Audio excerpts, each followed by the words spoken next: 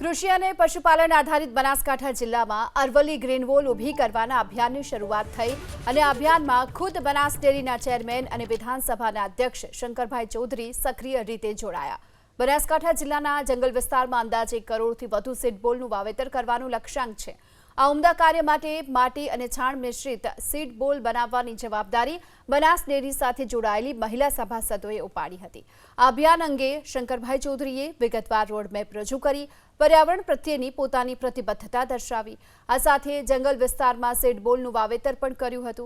ABP अस्मिता साथेनी खास वातचीतमां आ समग्र अभियान पाछळ प्रधानमंत्री नरेन्द्र मोदीनी प्रेरणा अने मार्गदर्शन होवानी तेमणे वात करी। आ अभियान हजू वधु 15 दिवस सुधी चालशे। आ सीडबोलने तैयार करवा माटे सौप्रथम माटी अने सेंद्रिय खातरने मिक्स करवामां आवे छे अने त्यारबाद तेमां कोईपण वृक्ष के पछी छोडना बीजने मूकी तेने एक नाना दड़ा जेवो आकार पण आपवामां आवे छे अने તેને સૂકવવામાં આવે છે। આ બોલને જમીનમાં ખાડો ખોદી વાવવાની જરૂર નથી પડતી, તેને માત્ર ડુંગરાળ વિસ્તારો, જંગલો અથવા તો જે ખાલી જગ્યાઓ છે ત્યાં ફેંકી દેવામાં આવે છે। જ્યારે વરસાદ પડે છે ત્યારે માટીનો દડો ઓગળે છે અને ખાતરને માટી હોવાને કારણે આ બીજને તુરંત પોષણ મળે છે, ભેજ મળી જાય છે અને તેમાંથી આપોઆપ છોડ અંકુરિત થઈ અને એક મોટું વૃક્ષ બને છે। Seed ball for green wall अरवल्लीनी जे गिरीकंदराओ छे तेने हरित क्रांतिथी आच्छादित करवा माटेनुं एक अभियान छेल्ला 6 वर्षथी चाली रह्युं छे बनास डेरीना सहयोगथी। त्यारे आजे पण પાંછા ગામમાં આ પ્રકારના सीड बॉलनुं एक मोटुं अभियान चाली रह्युं छे। अत्यारे हाल आपणी पासे गुजरात विधानसभाना अध्यक्ष अने बनास डेरीना चेरमेन शंकरभाई चौधरी आपणी वच्चे उपस्थित छे। शंकरभाई, सौथी पहेला तो आ विचार केवी रीते आव्यो, सीड बॉलनो विचार जे आखो छे?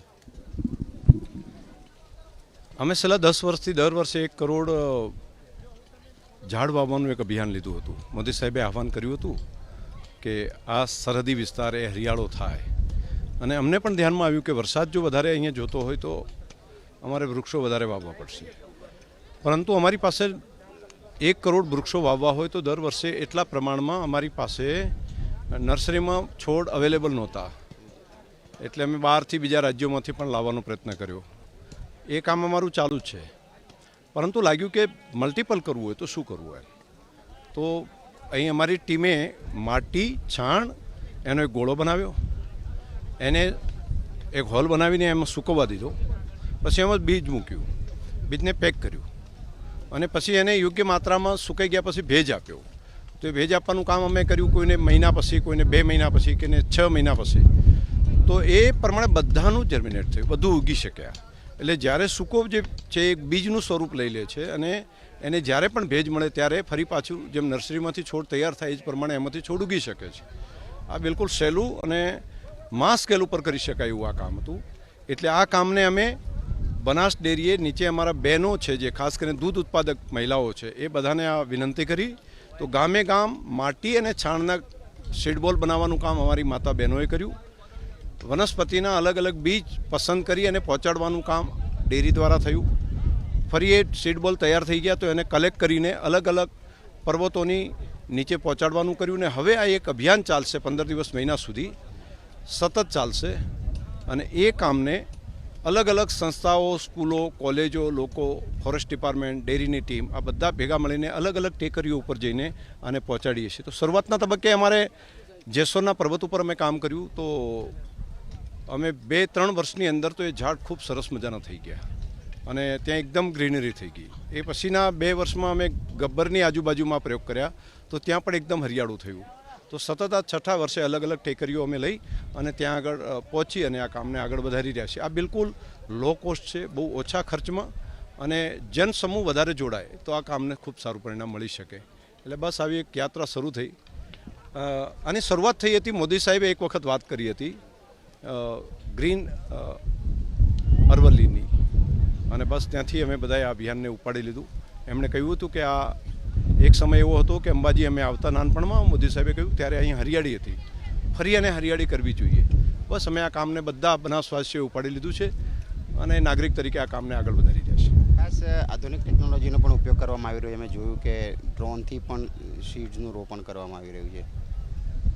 વાત સાચી છે તમારી કે જ્યાં હજુ અમે પર્વતો ઉપર એક ટેકરીઓ ઉપર નથી પહોંચી શકતા, જ્યાં હજુ ઘણી ઊંચાઈ ઉપર છે, તો ત્યાં અમે સીડ ડ્રોનની અંદર ભરીને સીડ ત્યાંથી છંટકાવ કરીએ છીએ, તો ત્યાં પણ ઉપરના ભાગે પણ બિયારણ પહોંચી જાય ને એને ઉગાડવાનું કામ પ્રકૃતિ કરે. તો એ ટેકનોલોજીનો ડ્રોનના માધ્યમથી પણ અમે પર્વતો ઉપર પહોંચાડવાનું કામ કરીએ છીએ. અને આમાં પણ ખૂબ સારી સફળતા મળી છે. ટોચ ઉપર છે ને કાંટાળા નાના નાના ઝાડ હોય એ ત્યાં આગળ વૃક્ષો થતા હોય છે, તો એ બીજ બધા અમે ત્યાં ઉપર પહોંચાડીએ છીએ. અને ઘણી વખત ત્યાંથી પાણીના પ્રવાહ સાથે નીચે પણ જે વિસ્તાર છે ત્યાં પણ એ ઝાડો બધા એના બીજ આવે છે.